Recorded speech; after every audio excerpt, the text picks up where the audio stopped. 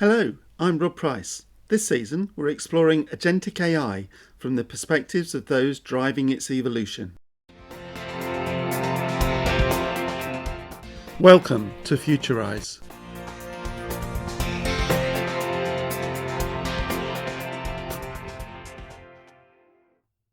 Hello, Rob. Good to see you. My name is Michael Herron. I'm the CEO of Atos UK and Ireland. Recently joined in January 2025, approaching my first year anniversary. Great time to be in this firm, great time to be in the industry. Lots achieved this year so far in terms of the transformation of the firm, and lots still to do, especially in the whole area of sovereignty and AI. Great to spend some time with you, Rob. Michael, it's a pleasure to welcome you to the podcast. I'm delighted you were able to join. Um, I think this kind of, for everyone's benefit, this really kicked off when I saw a press release that you published in October, which talked about a number of big commitments around AI. It would be great to just kind of cover those for everyone listening. So, in a sense, everyone's got that background of I guess, the excitement that I reacted to in terms of having seen that announcement. Yeah, for sure. It is super exciting. We've been moving at pace this year through our transformation, through our Genesis transformation program, as we prepare ourselves for a rebound for growth.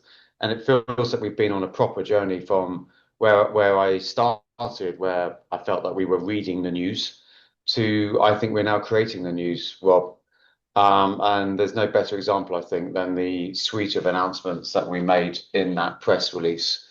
So just to break them down, there's three aspects to it. There's a sovereign orchestration hub, there's a digital agentic center, and there's a sovereign digital enablement center.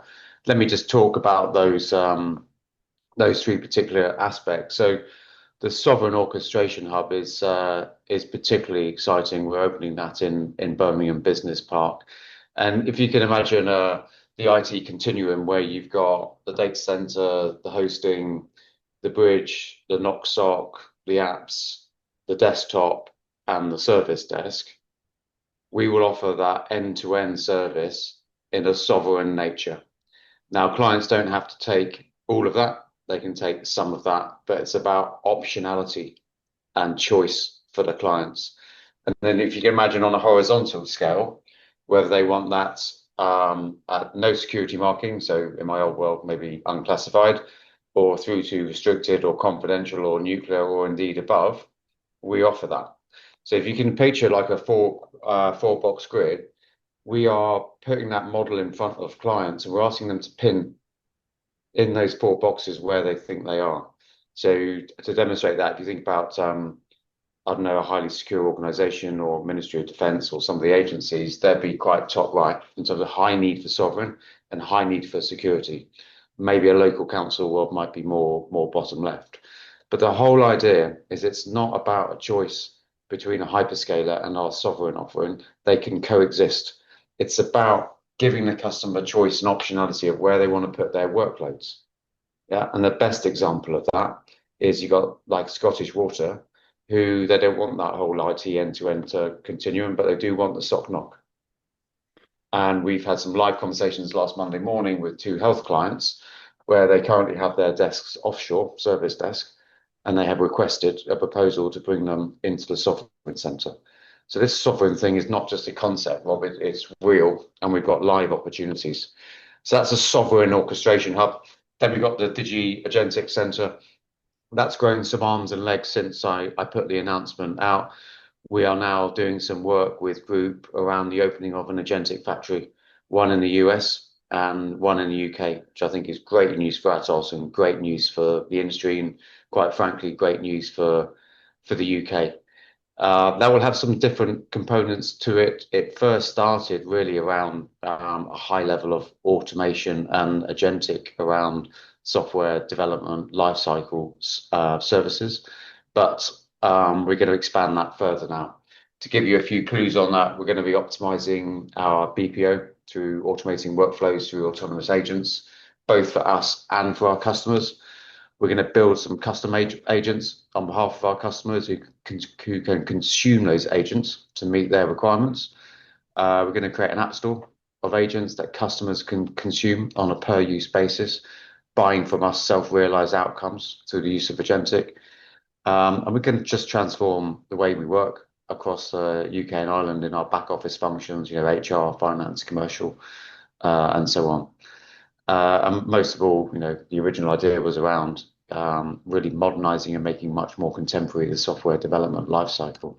So hugely exciting that we're going to be, I think, augmenting the original announcement that we've made because we're going to go harder and faster, which I think is great news. And then third, the sensor that we have in Andover, again, really quite excited about that. So that's for our highly secure clients, and we're offering them basically a rapid way to get their mission critical threads, as it's called in the MOD, into proof and into live within weeks, not months. And we're offering that with partners. So there's very much this kind of orchestration role that we're playing, where it's not just about one party, it's about offering that environment to our partners who may not have that type of capability to scale some of their agentic and sovereign capabilities. So that's quite niche, that one, but we're big in defense and we have mainly customers that work at that security level. So super excited about all three, and they all offer, I think, something quite different for the market and for our customers as well. And one of the things that I loved because it fitted in so well to a previous conversation I'd had with Tim Flagg, kind of chief exec of UK AI, we were talking about the regions of the UK and the investment that was going into that. Indeed, actually, we've also seen further announcements from the government around the regions of the UK in terms of the AI zones that have been announced. So it was great to hear kind of the Midlands mentioned there, as well as kind of Andover as well. But can you talk a bit about why, from your point of view, kind of those locations were key to focusing, other than obviously kind of that does align really well with the government intent? It does. So it's multifaceted, Rob, and there are several different factors that influence those decisions. First and foremost, we look where our customers were. Yeah, that was a key thread. I think that helped dictate where we landed. Second, we looked at talent and where we could access talent. And if you think in the Midlands and Birmingham places, close to academia, universities, I think Birmingham has the highest number of young employees in the UK and a huge diversity of talent, which was very, very attractive to us. I mean, interestingly, of course, cost is a consideration. I've had some questions is why didn't you go further north? Yeah, because might get access to a different cost base up there. That was a feature, but actually I'm thinking much more into the future where we're going to have an army of humans and agents. Well, and agents don't care where they're housed. They're indifferent to that. And actually, if I'm going to flood the place with grads and apprentices, last time I looked, and I'm happy to be corrected, but the cost of a graduate in Newcastle was very similar, if not very different at all, to the cost of one in Birmingham. So I think in the age, Rob, where, I mean, I'm not saying labour arbitrage is dead, but I'm saying the mix is changing. That was a consideration, but I think where our customers were and the vision of the future about the coexistence of the humans, the grads and the apprentices and the agents, I think that might have trumped some of the more traditional considerations of maybe 10 years ago. If you're going to open something like that, you'd look to maybe somewhere, further north. But I think what we can do, Rob, is we can go for the Birminghams and the Nottinghams and hey, look, maybe we do revert to a 1980s kind of hub and spoke model where that's the mothership, if you like. And if we want to spill over into Barnsley or Exeter, aspects of Scotland, then we can do so. I think that's okay. You don't have to have everything in one location, and perhaps probably shouldn't. But I think we do need a centre, Yeah. and then we can build out from that. If we overflow, then fine. That's a nice problem to have, right? Absolutely, and it's interesting that you mentioned Newcastle because my daughter's started work in Newcastle recently. Now, one of the things that she said to me was we were talking about a bit of problem that she was kind of trying to sort out, and she said, of course, I'm using AI to help me." Now, one of the things that was you mentioned in the press release was AI-proofed careers, but in this kind of this space of anyone coming into the workplace, there's almost a necessity to understand how to safely and appropriately use some of the tools that are out there because there's some amazing tools. It's just about how they translate into the workspace. So I'd love to hear your thoughts around the skills piece. What does AI-proofed career mean? It's such a good question. And do you know what, Rob? I'm going to be slightly controversial. I'm not sure it is about skills and technology skills. I think it might be about versatility and approach and behaviors and attitude. I wonder if we'll be recruiting more for that than we will for the technical skills. Do you see what I mean? So when I say about AI-proof careers, what do I mean by that? I mean, we're reimagining the career portfolios at the moment. I've stopped calling them career pathways. I'm calling them career portfolios. If you think about, may I say, 5, 10 years ago, a more traditional structure of a career pathway. Let's take a coder or a developer, Rob, and they come in at level one, and then they get to a level two, level three. That's gone out the window. In fact, I don't think level one and two exist anymore. I think those two rungs of the ladder have gone. So the kind of one-dimensional way to look at it is, okay, do I have to, retrain them and upskill them more quickly to get to level three? Maybe. I think these roles will be much more multidisciplinary. I think the agents will be doing the specialist work and the humans will be the versatilists. And that's why I'm much more confident, actually, Rob, about the younger generation. I've got two boys myself who are 14 and 11. And of course, I think about what careers they're going to do and how they're going to be affected by AI.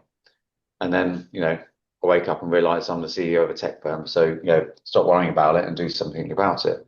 And I definitely think it's about reimagining those roles. And I'm super confident on this actually, because I was reminded that at the end of the Second World War, 60% of the roles that exist today, Rob, weren't known about. And so there would be roles in the future, Rob, that you and I don't know about now, but they'd just be different. Yeah. So I think I do not subscribe to AI is going to replace humans. Just the human roles are going to be different. And therefore, what I'll be looking for in my recruits is that adaptability and that versatility. And I think the irony is the younger generation, much of that have that curiosity already. Now, I don't allow phones at the breakfast table, right? But now and again, the kids they are checking ChatGPT for all sorts of weird and wonderful things. So they're going to turn up equipped with this. I'm slightly more worried about the other generations here, Rob, that might be, and some of them are very adaptable and they want to learn, but some of them, might be like King Canute, trying to deny the wave of AI that's just about to come over their coding role. So I am positive about the future, but I'm in a position now where I've stopped thinking about AI-proof careers and career portfolios, and I will be introducing those new models in the new year. I think, in a sense, I mean, a lot of the conversations I've had over this year with all sorts of people on the podcast have been amazing, but in a sense, come back to the point that there isn't a rule book. We don't know what all the answers are. We are shaping it anew, in a sense, and I find it as much an opportunity for somebody coming into the workforce at a graduate or an apprentice role as much an opportunity for them to shape it as it is for somebody with more experience because we're almost all, I mean, yes, kind of it's handy to have a bit of a data background or handy to understand the tech or handy to understand the business, but it is that almost new opportunity for those who dive in. Somebody said to me, well, one of the most important skills was curiosity, and maybe Mm. curiosity goes quite well with versatility and adaptability. I think it does. I think it's going to be absolutely key. And I think for firms, some of this is going to be standardized, but to attract that talent, I think it's going to be even more important about the employee value proposition. What have you got to offer in terms of those career portfolios? How is that different? How are you going to be a bit less prescriptive in terms of what you're looking for? I need you to have Java, I need you to have this, and I just think that's gone now, Rob.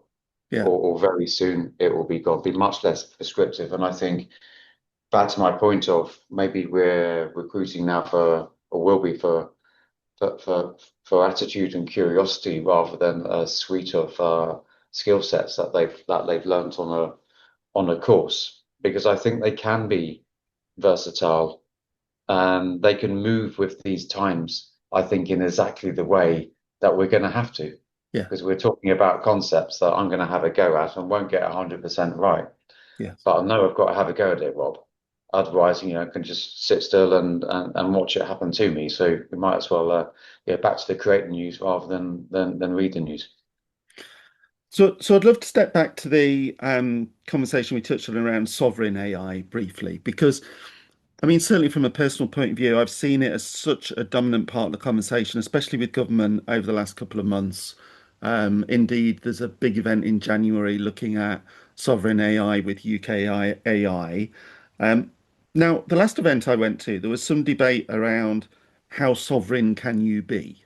So, debates around who owns the data centers, who runs the data centers, what kit is in it, what software is in it, etc. From your point of view, how do you think, and probably more importantly, how do your customers think about sovereign AI? It's a really good question, and I like some of the answers that I'm getting from clients. So the main one I hear, which I think is slightly misunderstood, but needs to be very well understood, is it's not actually about location. Yeah. And I think there's going to be very shortly a definition of sovereignty from government where it will be around their requirement for the regulatory aspects and the cryptography features that their data requires. And if another geographical location outside of this country satisfies that, then that's sovereign. But I think where the conversation gets a lot richer and three-dimensional, Rob, is if it's domesticized in the UK. I had one customer tell me last Monday, I want it so I can see it and look and feel of it. Yeah. The proximity angle, I think, plays a lot on customers' mind. And then, obviously, if it is domesticized in the UK, the support to the government agenda Yeah, of the regions, of the upskilling, reskilling of the workforce, of the employment. So, the conversations I'm having with customers at the moment are largely now they're up for it, but it's business case related. Okay. And there's the economic aspect of, well, okay, if I move that workload from offshore into sovereign, yeah, am I going to pay more for that? But I get the other benefits. And interestingly, if I am going to use and go quite heavy on the apprentices and grads, the cost differential, well, it's not that different. Plus, you get the benefits of being able to look at it, see it, feel it, supporting the UK economy, supporting the regions and such. And that's why I think we're getting some traction on these opportunities. and are your customers also talking about the models in that context? I mean, clearly the model market is dominated by the US, China, some in Europe. Um, are they using all of those, or do you? I mean, there's some talk and some debate around the rise of small language models, bespoke language models, models suited to agents rather than models suited to model use, kind of by consumer. Is that something that they're expressing an opinion on? I think it depends on the industry, Rob. Some are more advanced than others. But what I'm hearing is they want they want choice, back to this optionality piece. And why is that the case? I think they are worried increasingly about the geopolitical situation. I think they're worried about the cyber attacks that happen every other day, certainly the ones we hear about in this country. I think they're worried about being shouted at by their CEO for having all of their eggs in one hyperscaler's basket. Yeah, And when one of those goes down, what are you doing about that? And I think there's genuine, worry, obviously, about the protection of the data itself. But I think where we're trying to hit that sweet spot is by saying it's not a choice of one or the other. It's about choosing which workloads you want where. And I think that's the more sophisticated way to approach it. So in essence, it's well, part of it is hybrid cloud. We're back to that game, aren't we? Where it is hybrid or hybrid stack, where customers can choose where they are on that.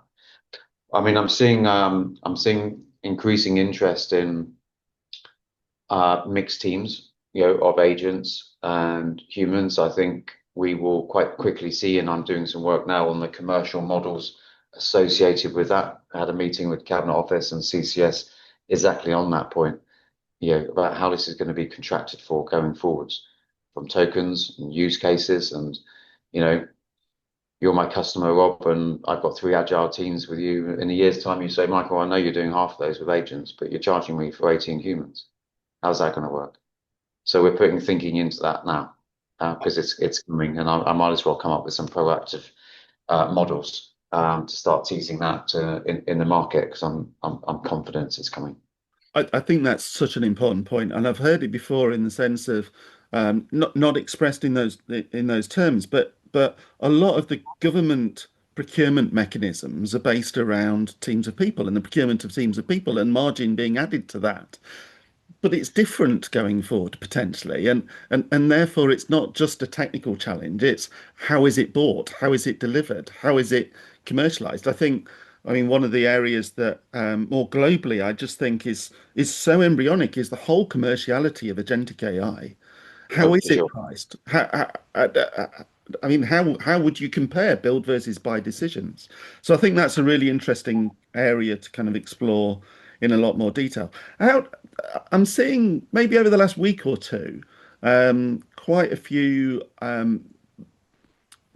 opinions on LinkedIn or voices that are kind of talking about some uncertainty in the buying population. So big organizations knowing they need to do something, but uncertain as to kind of where to start. And maybe some of that is down to things like the MIT report that talked about only 5% scale and things like that. What are you seeing in terms of the adoption and probably more importantly, the need to scale some of those solutions in the market? I am seeing, Rob, a lot of uncertainty out in the market. The best example I have is a private sector client that I met with last week, and he talked about FOMO, which is fear of messing up, about too fast adoption, Yeah, going quickly. So it's definitely about taking them on that journey, giving them solutions about, as you say, security, but also scalability.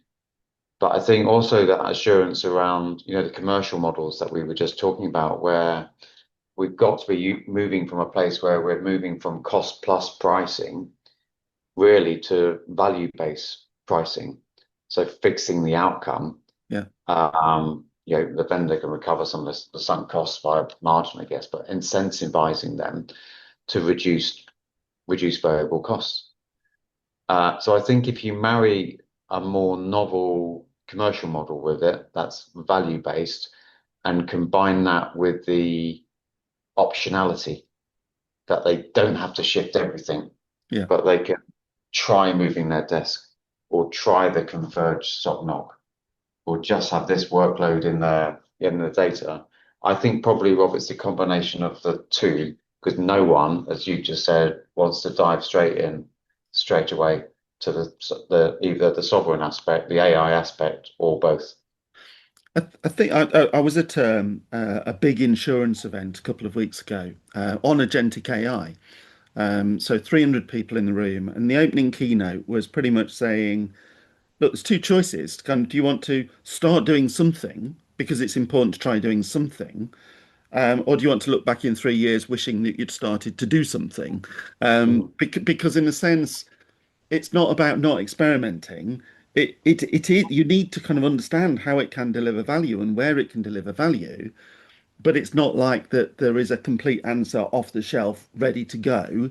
There is stuff to find out. Now, equally, another guy later on said, Yeah, but we've got to be sure about the governance and the control and the trust, which is equally kind of relevant. How are you thinking as Atos in the work that you're doing here? How are you thinking about the ethical side of AI and social value in terms of the impact that you're having on citizens in the country with the services that your customers are providing? It's almost like the side that has been a big focus in the market, but equally a side that I've certainly been in conversations where people have said, yeah, that's fine, but just show me the answer. I mean, it comes back, I think, certainly to many firms like Atos and other very good firms out there. Much of the ethical thinking and the sustainable thinking and the social value aspect was embedded in the thinking and the solutions already. So I think about the work we're doing around our future ready proposition, where we're building from the outset, solutions and services that are secure by design, accessible by design, sustainable by design, AI fabric by design. And if the client doesn't want to switch on that AI fabric straight away, they don't have to, hence the choice bit. I think a lot of that is embedded actually in the engineering heritage and the social value heritage that actually many of the systems integrators like Atos are pretty good at. And that's definitely where the humans and the people come in. Yeah. So when I think about my leadership style, which is absolutely people first, which is why I'm thinking about these career portfolios and the role of humans in the workplace going forwards, you have to do that in the framework of the roles that they're going to be having. And yes, there'll be versatile roles, but there actually be the judgment, there be the ethics, there be the social value aspect, whilst the specialist agents do their work.